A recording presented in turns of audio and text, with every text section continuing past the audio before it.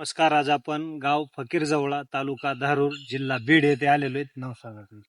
खंडू अभिमान देवकर. खंडू अभिमान देवकर यांच्या शेतामध्ये आलेलो आहेत. बरेचसे त्यांनी बोर घेतलेले आहेत आतापर्यंत, पण त्यांची इच्छा होती की माऊलीच्या हाताने एक पॉईंट करायचा आहे.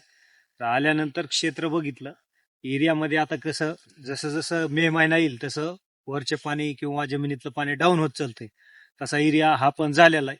क्षेत्र बरंच आहे इथं. त्यांनी पलीकडल्या क्षेत्रामध्ये डाळिंबाची लागवड केलेली. फळबागेसाठी म्हणजे भरपूर प्रयत्न आहेत त्यांचे. विहीर पण आहे इथं.